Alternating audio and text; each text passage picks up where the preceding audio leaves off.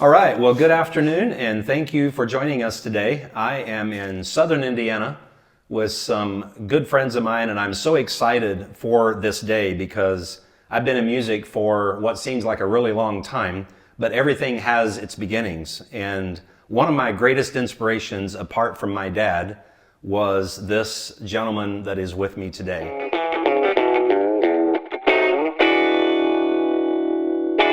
And I'm very grateful to introduce Marlin Wagler and his wife, Laurel. Thank you for joining me. Thank you for having us. Yeah, so we're in Davis County, southern Indiana, so we know that by Zach's Coffee, right? That's the thing here, right? Right. Yeah. So anyway, we're in this beautiful little church here, and so we're glad to be able to have the conversation. So Marlin, when I think of you, and I think of my roots, I think of just the times that, when I was, I don't know, maybe 8 to 10 years old, and we would hire a driver because we were Amish, we'd hire a driver to go somewhere, and they'd play, Marlin Wagler and Sunlight Gospel Singers. And it was another world that I only knew how to dream about. And then one of my fondest memories was there was an open house at a business here, I guess here in the area. And we went there, and it was like a customer appreciation, and you guys were singing, like your whole band. So it was the Sunlight Gospel Singers. And I was absolutely amazed. We went and got food, we sat down, and I remember just sitting there as this little Amish boy, and I'm just fascinated by what I'm seeing. There's the whole band up on the stage, and you had a guy playing a white guitar. Jim Wagler. Jim Wagler, yeah.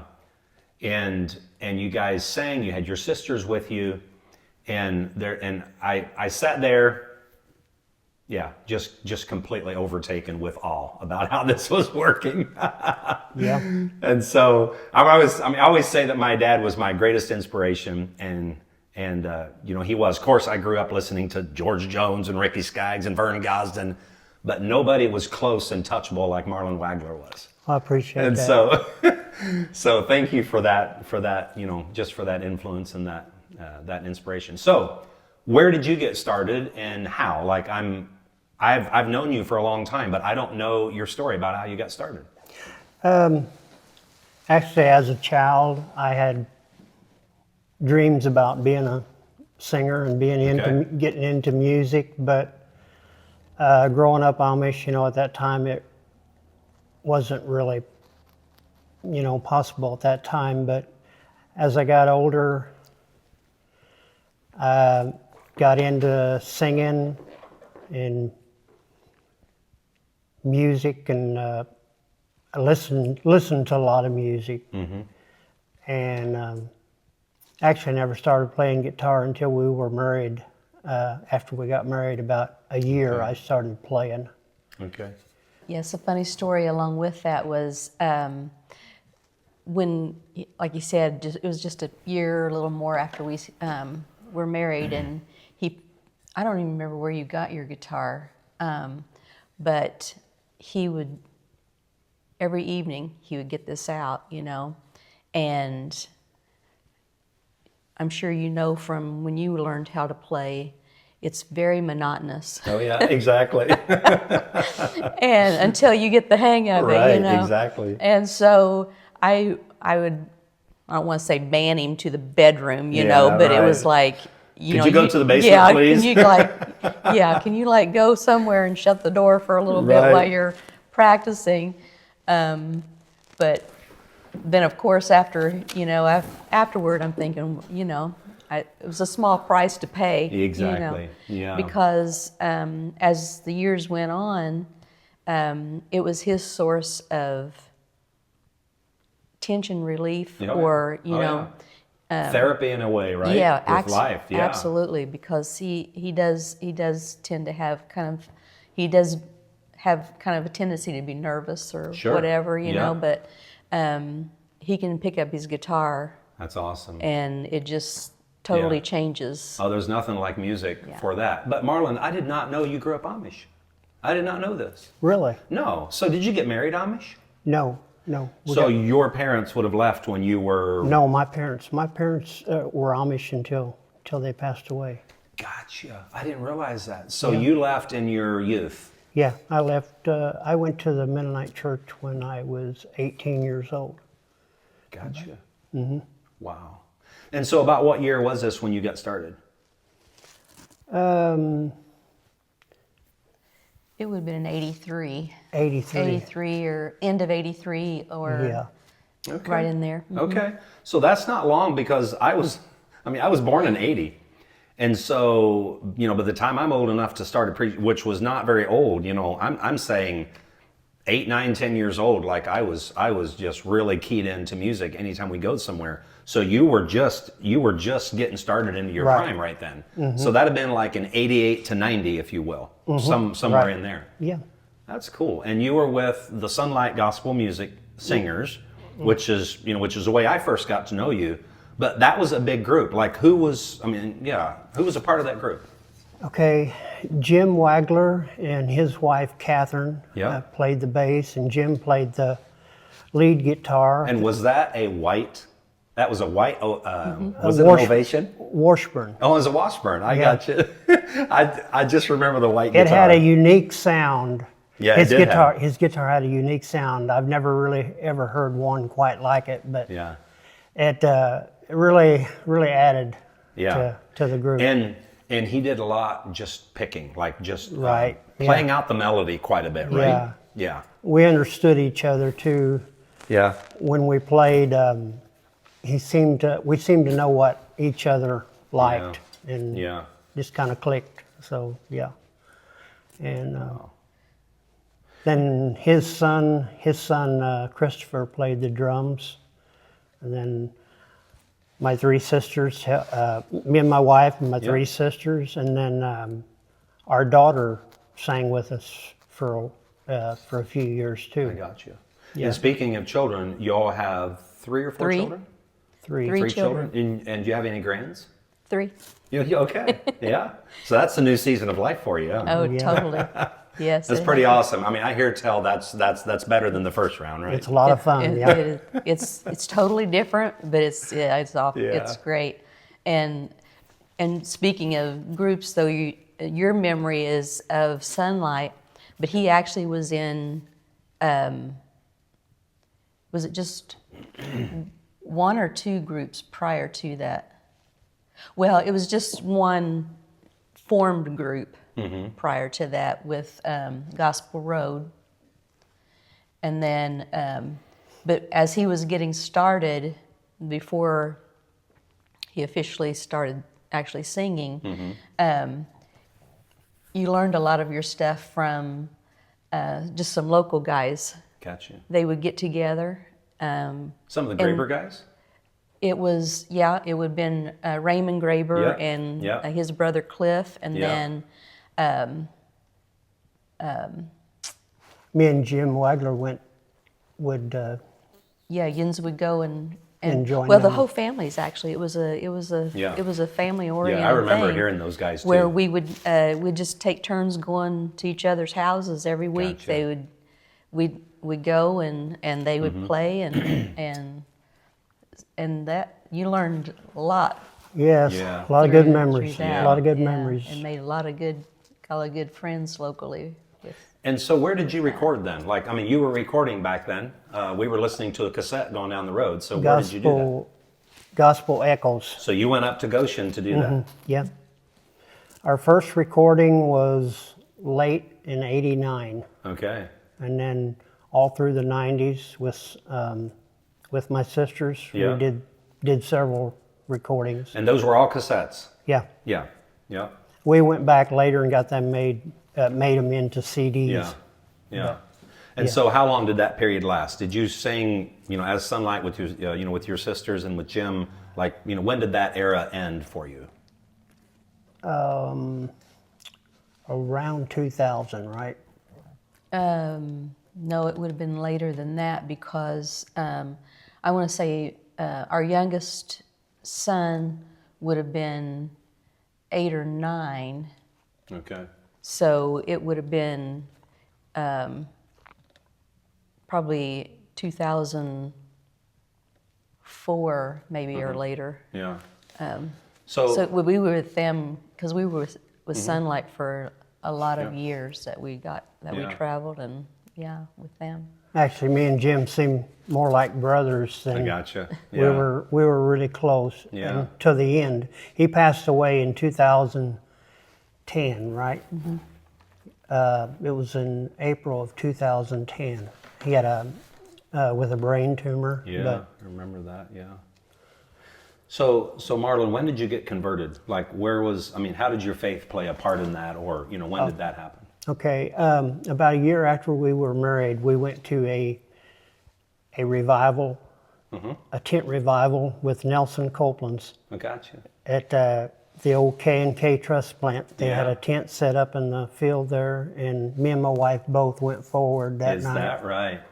And it just turned things completely around with our singing and music. It just made all the difference. And so then somewhere in there you started writing. Did you write did you start writing after you got converted, or was it prior? Prior, yeah. Okay. I did some.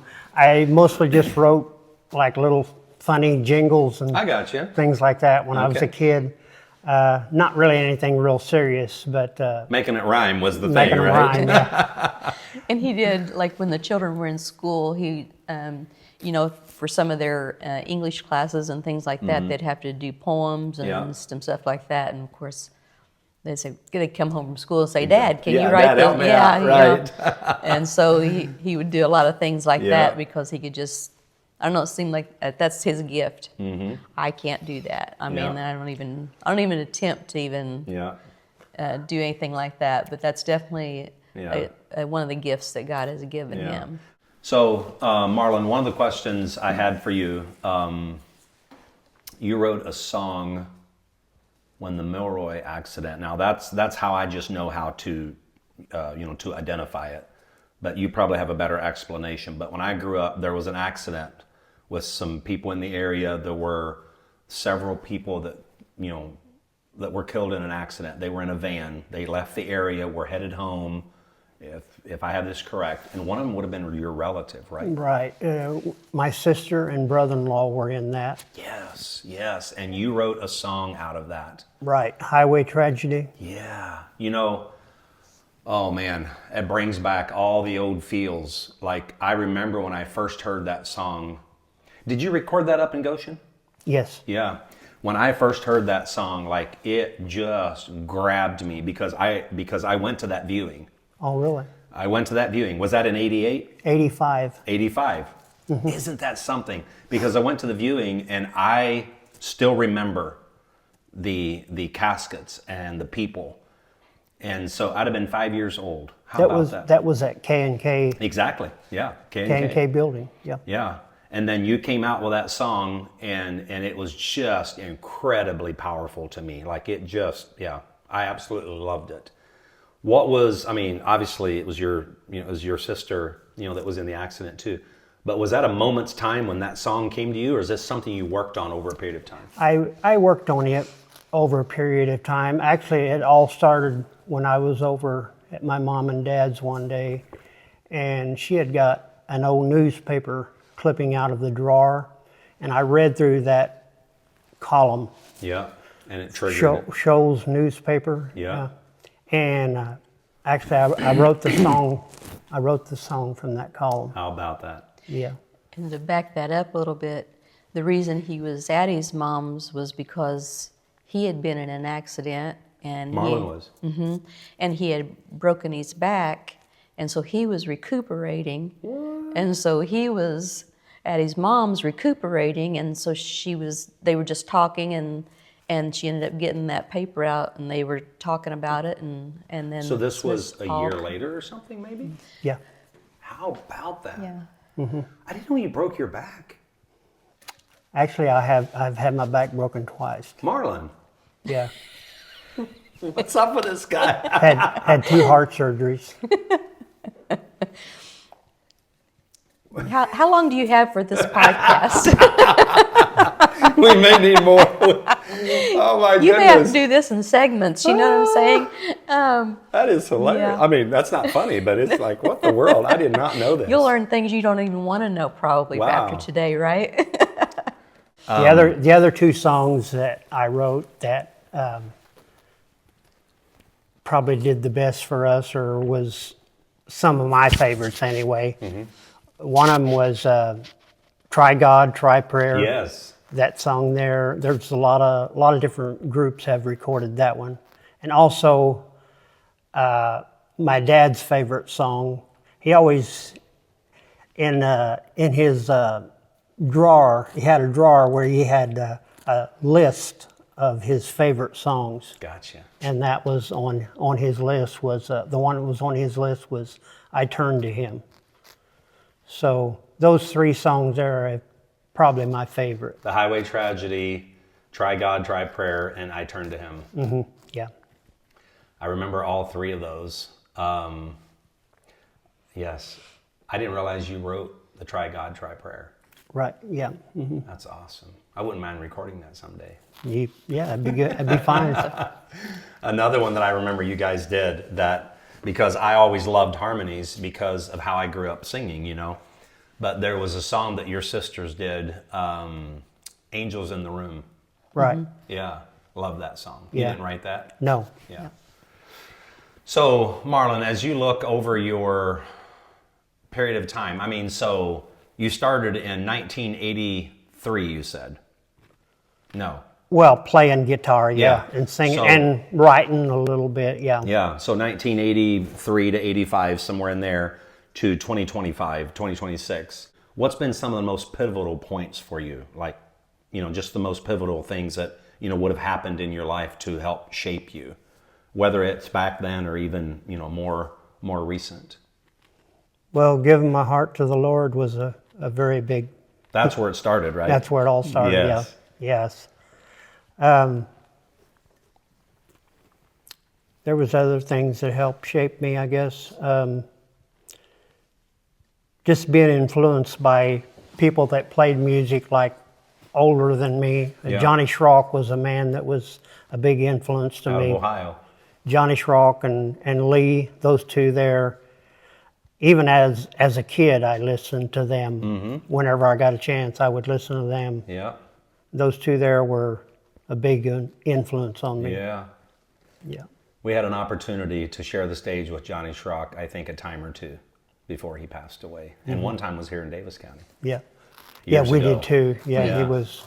Years ago, yeah. Well, and we traveled out to Ohio for several of his things over yeah. the years. Yeah.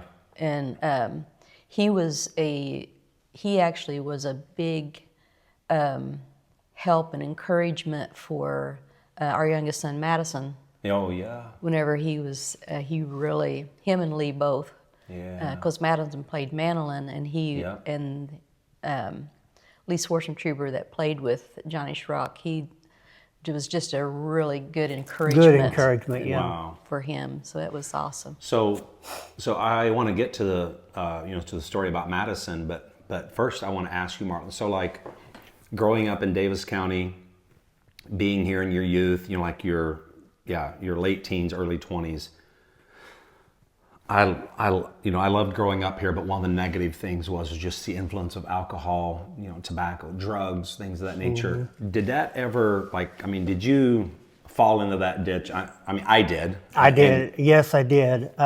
Much to my shame, I was in that about 4 years. Gotcha. And got addicted to street drugs and used quite a bit of alcohol with it, and those two things took me down a very, very wrong path. I mean, it So was this before you were married or after you were married? before we were married. Okay, yeah. I had pretty much quit on my own. With willpower, I had decided I was going to quit everything before we got married, but that didn't do it. Right. I still had that void in my heart. Yeah. Before I come to know the Lord. Yes. But yet, that I guess my advice to young people is just don't start it. Just don't start, because sometimes, I know for me, for alcohol, it was out of curiosity. Like, I mean, I knew everybody else liked it, and so I have to try it, because I want to be in with the cool guys. Right. So I tried it at a very young age, and I honestly didn't even like it. But then, there's that peer pressure there. Right, yeah. And then once you get started, then it's hard to back out. Right. But didn't you, it seems like I heard you say something about, did you kind of struggle with your voice through that? Yes, I did. It made my voice change, and it just didn't have the strength that it did at one time. Gotcha. Before. And I remember one night in my bedroom, I was playing my guitar and trying to sing, but it just didn't sound right. Yeah. Or didn't sound like it used to had. And I told the Lord if he could use me, that I would sing for him. Wow. If he'd give me my voice back. And he did. Wow. He did, yes. Praise the Lord. That's awesome. And I didn't even realize that all was going on until just when we were getting ready for this conversation with you. What? You Yeah. didn't? I hadn't realized that about his voice. Okay. It's one thing I didn't know about him until. How about that? So see, I'm still learning new things. Yeah. Man of mystery, Marlin. Oh, wow. So then the other thing I'm assuming was a big pivotal point for you, not only in your personal life, but also in your music, was your son, Madison. Oh man. I remember when I got the phone call, and because I had heard you guys and seen you, I'm pretty sure I saw you live a time or two maybe, or saw something where he was playing with you. And tell us a little bit about that, if you don't mind. So he was actually playing with us for several years. We have 4 recordings, right? We have 4 recordings with him after he started helping us. And he played mandolin. He And played did he drums. And drums, too. Gotcha. And did he also sing? Yes. Yes. Okay. He had written a couple songs. And he had actually just starting to write, and he had 2 songs that he was just working on, and he was having him kind of look them over and helping him, but we hadn't actually performed any of them yet. Yeah, gotcha. Yeah, that was a really hard time, to say the least. Yes, he was killed. There was 5 people in the vehicle, but he was the only one killed at the time. So yeah, it was to go through that. It's life-changing for a family. But then he was a huge part of our music ministry at that time as well too. So it really kind of, I'll just be honest, it pretty much shut me down for quite a while, for several months. As we were going into the end of, that happened in February of 2016. And as we were going through the end of that year, I was probably already in December, and God works in amazing ways. And he put in my devotions, and I say it that way because only he could have done this. But for almost, I'd say 4 or 5 at least, devotions in a row. And if anybody that goes through a devotional realizes you don't usually have that many with the same focus. Yeah, because each day, they try to mix them up, right? Exactly. Yeah. So for that to happen in itself was a hand of God, because it was probably at least my 4th day in a row, and each of my devotions they weren't the same, but they were all focused on your gifts, using your gifts, and what gifts God gives you, and just that mindset, you know. So finally, on the 4th or 5th morning of this happening to me, I just broke down. Yeah. And I told God, I said, you know, I hear what you're saying, but I don't have the strength to do anything about it. You know, it's just where I'm at right now. Wow. And I said, you know, and as I was praying and talking to him, I just told him, I said, you know, if you intend for us to continue singing, you know, as a couple or as a family or whatever, I said, you're just going to have to show me, and you're going to have to show me what you want and what you intend for us, because I said, I can't see it, and I can't do it. I just can't. And within the next week, we had at least 5, 6, 7 places that called for us to go. Within the next week? Yeah. And this was now less than a year after This was, it would have been probably just going on a year, getting close to a year wow. of this happening. And so how old was Madison when the accident happened? He was 19. It was 11 days before his 20th birthday. Oh, wow. Did he have a girlfriend or? He had a friend. It wasn't anything really serious yet at that point. But he did have a friend, and Wow. So. Yeah, I just like there's you know there's elements of that whole picture. Like if I try to, you know, because me personally, you know, I mean as a family, you know, my sister passed away of cancer, and of course, you know, I lost my first wife, and so this is not a new idea to me. You know, it's not a new experience. Right. Although when I try to think through the loss of a child, my mind quickly does what you're talking about. It just goes, I can't go there. Like there's just a wall, because there's something about the loss of a child that seems like it part of you goes with them. Yeah, it has to. Yeah, part of you goes with them. Yeah, and was he your old? No, he was not your oldest. No, he was our youngest. He was your youngest.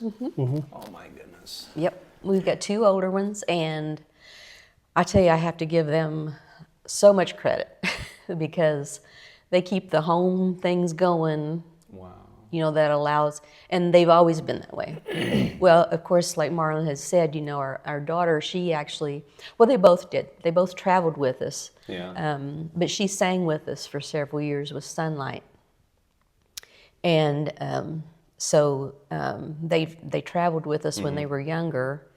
But our oldest son, he always said, you know, the only thing he could play was the radio. Yeah. He has quite a sense of humor like his father does. Sure. Yeah. But, we were fortunate they all, you know, they traveled with us as much as they could, you know. We all took our children as much as we could when we traveled. Also, I would like for you to tell the story about the postcard that we got over that time. Over that time. Before I go there, if it's okay, I just want to say that, you know, in credit to our children and grandchildren, they're what really brought me out of my, you know, because I realized that, you know, as an encouragement to anyone that's going through that or has gone through that, it's just, you know, to remember that I had other children and I had grandchildren that were depending on me too. Yes, yeah, that's it. You know? That's it. And I can't, you know, you can't just stay, God doesn't expect you to ignore what your feelings are or what you're going through. But you can't stay there. Yeah. He doesn't expect you to stay there. That's right. There is a proper grieving process, and a lot of people overlook this. It is. It really is messy, but that's okay. Yeah, like I mean, because and to realize that. I'm sorry. And to realize that. Yeah, I mean, I always felt like that if people try to bypass that kind of grieving process, it actually doesn't go away. It actually seeps out over a long period of time, and it looks messier. And then it also affects a broader scope of people, because if you, I mean, I think just going through the grieving process and just allowing that to happen, and then coming to the point to where you're able, like David, when he, like. Yep.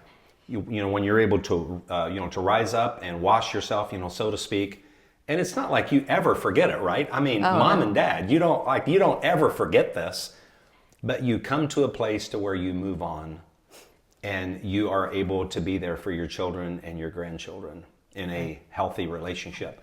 But a grieving process has to happen. Right. One thing we had decided from the start that we were going to stick together as a husband and wife, because it's sort of a known fact that when something like that happens, that it tears the husband and wife apart. Exactly. And we had vowed to each other, that wasn't going to happen to us. And does that often happen because of blame, you think?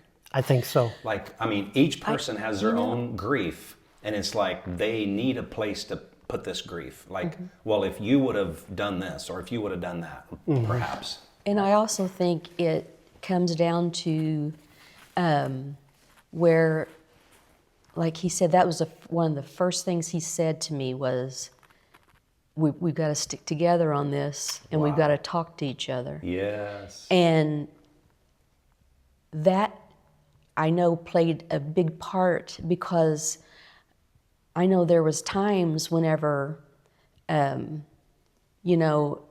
didn't necessarily want him to say anything. Yeah. I just wanted to talk. I just needed to vent or whatever, know. And I would just say, ahead of time, I would say, now I don't want you to say anything. Oh, bless I just your heart. want, Yes. but I just need to say this. Right.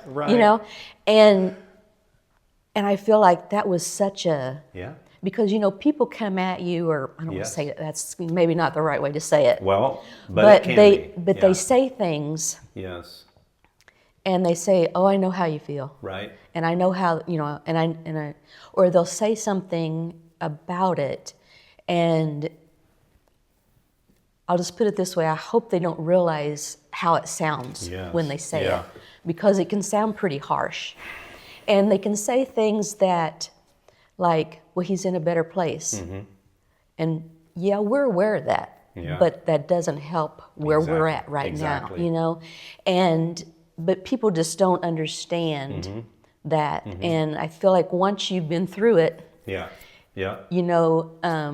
and it's 1 Corinthians where it says, he allows you to mourn so that you can have compassion for those who are mourning. Yeah. And that was actually a passage that we used at his funeral. Yeah. We had it on his cards and used it at his funeral, and that was one thing, too, going through that was, and what Marlin was mentioning a little bit ago was about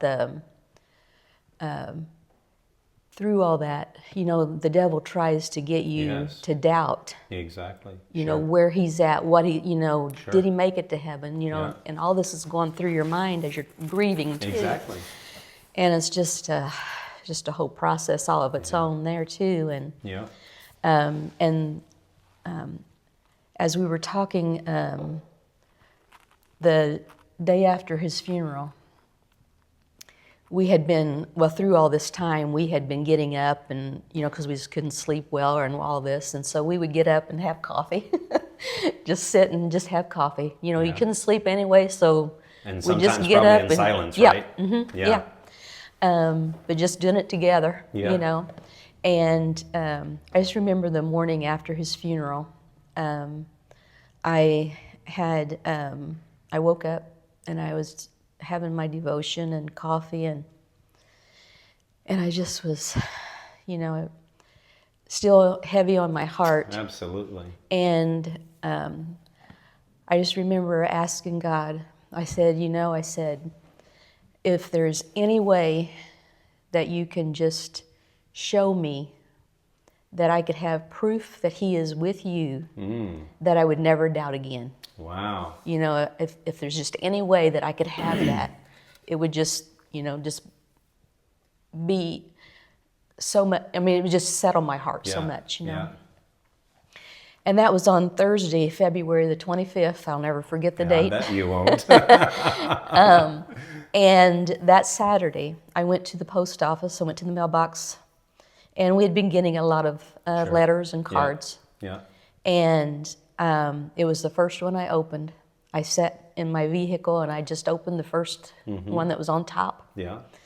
And didn't even realize who the people were that signed the card at the beginning. Didn't realize who they were. Okay. But I opened the card, and inside it was a pamphlet, and it was titled Safely Home. Okay. And it was just like He was in that vehicle with me, and He was telling me, the words to that poem were just like as if He were just telling me, I'm home, I'm safe. Personal. You don't have to worry about me anymore. Wow. And then if that wasn't enough, I looked at the envelope, and it was postmarked February the 25th, the morning I had prayed. And I told God, I said, I just thanked Him. And from that moment forward, I was able to really start healing. Yeah. And, you know, because I had that assurance, God saw fit to give me that. Wow. And, you know, Wow. so, yeah. Praise the Lord. Yes, amen. Yeah. What a special moment. Yeah. Yeah. Wow. Marlin, you haven't said a whole lot. Is it difficult for you to talk about it at all, or? It is, yeah. But Now one special moment I have, one special memory I have was that night before he left of the accident. He came into our room and gave us both a hug, and he asked if we would pray with him before he left. Wow. And Now, this was not the night of the accident, it was the night before. no, the night of. The night of. Mm-hmm. Now you have to keep in mind it wasn't something unusual for him. We prayed every night. Okay. Like even though he was 18, 19 years old, Yeah. he still, you know, he still still come wanted in. that. Yep, Yeah. we still prayed every night. But he also had a sense of humor like Marlin. Mm-hmm. And so he came in that night. Go ahead and you tell how it was, but He just said, I love you guys. And I said, you know, I just go like this, you know, come on, you know, and he goes, no, really, I do love you. And then he asked if we would pray with him before he left. And that's something that we'll always treasure in my heart. Yeah. Wow. and now I'm going to ask you to share the dream that you had, Okay. because I feel like that was something that Also- really helped. Something that really helped you. Right, it did. I had a dream one night that Madison and I were in the clouds, Okay. and we were standing on this little piece of turf about 3 feet wide, and we were playing and singing together. And in my dream, I asked him, would you like to come to our house sometime to sing? He said, they treat me well up here in the city. The very next week, when I woke up, I couldn't remember the song that we were singing. But very next week, I heard a song on YouTube. It's called Lord, Lead Me Home. And that song, I had never heard the song before, but it just fit that dream so Exactly. perfect. Wow. See, I can, to me, to me this speaks volumes, just about the kindness of God, and, just because, as a father, and where he wouldn't have to give you that, But he Right. does. But he does. Right. And it just the kindness, just the kindness of him to be able to say, and I mean, I think even like the love languages, like how you process. You're sitting in a car, and you're reading a postcard, and you have a dream. But each to their God speaks to each of you in this very special way and meets that question that you have and that desire, right? Because as parents, from the very moment that your child is born, or even prior to that, your number one question is he okay? Is my child okay? Right. Well, and that never stops, does it? No. No. Like all the way through their life. And then if they get taken from you, your number one question is, are they okay? Right. Yeah. And so that's this huge question. Like I can see how it would just be in your forefront where you just can't get away from it. And for the Lord to put that at rest in you with that, with that assurance is very beautiful. Yeah, because even with our other children and with our grandchildren, they're married, they have children, Yeah. But still every day, I mean, I don't get it done now. The older I get, the slower I get. Yeah, sure. But still every day, I think about them. I don't always get them called, but I try to call them as much as I can, Yeah. and check on them. And, it makes you feel so good if they come to you for a question that they Yeah. have or whatever, just, Yeah. So that part never goes away. It doesn't Yeah. matter how. Pray and I for know- pray for them daily. Also. yeah. Yes. Also. But don't you Absolutely. think that once you have an experience like that, you're never the same, right? No. No. You're never the same. Like you never view daily life as you did prior to this experience. That's I don't think you ever will No, I don't from think that so. point on. Because now you know the nearness of death. I tell people all the time, I say, if you put your finger right there and you feel that thump is the only thing that separates you from eternity. When Right. that stops, you are you're somewhere in eternity. And that's the only thing that separates you, no matter where Right. you're at. Right. And just that reality, and when you walk through an experience, it really concretes that. Yeah. Yes, It's it does. amazing. So the two of you are now doing some music again. That's now come, as a matter of fact, yesterday you were somewhere singing, right? Right. And so I want to kind of wrap up here with where people can find your music. Okay. Do you have a website, I believe, right? Yes. Yeah. The website is www.marlinwaglermusic.com. Okay. I will put that here on the screen so that people can see it. What is your book called? It's called Finding Our New Song. Okay. And they can find that on your website too? That's on our website. And then Yeah. also our music and all that and the book and everything is through Faith U Books. And then you're also doing some songs that you're putting on Facebook. You got some stuff on YouTube. Yep, YouTube, CD Baby, and Spotify, all that. Yeah. All yeah, those all platforms. Those places. And then if somebody goes to your website, is there a way there they can contact you? Like, Yes. say they want you to come to a church or sing at their event, they can Yep. contact you? Absolutely. And then, so actually, Marlin, I think if it holds out, we're going to do a song this afternoon, aren't we? Right. Yeah.